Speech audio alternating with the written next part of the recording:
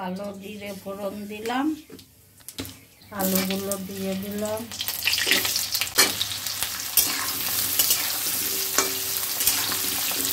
চেরা কাঁচা লঙ্কা দিলাম, নুন দিয়ে দিচ্ছি,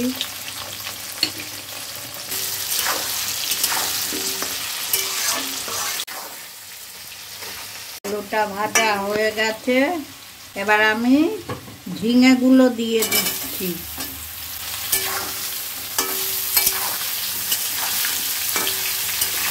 হলুদ দিচ্ছি, ধনের গুঁড়ো, জিরের গুঁড়ো,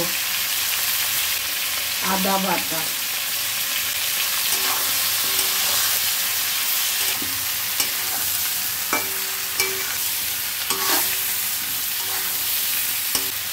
একটু মিষ্টি দিলাম, একদম অল্প মিষ্টি দেবেন, জল জিনিস তো সেই জন্য একটু মিষ্টি দিলে ভালো লাগে।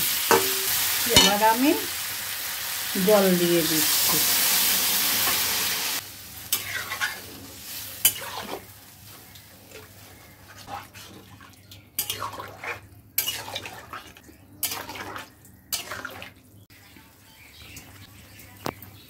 এবার আমি ছোলার ডালটা মেখে রেখেছি, নুন, হলুদ, কাঁচা লঙ্কা বাটা দিয়ে, কালো জিরে দিয়ে, একটু মিষ্টিও দিয়েছি।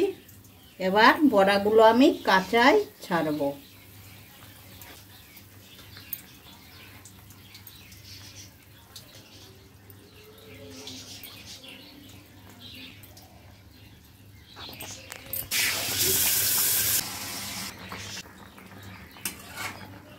আমি একটু কাঁচা তেল ছড়িয়ে দিচ্ছি।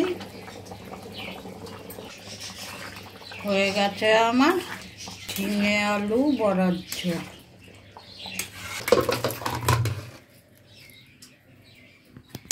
এইভাবে আপনারা করে খেয়ে দেখবেন।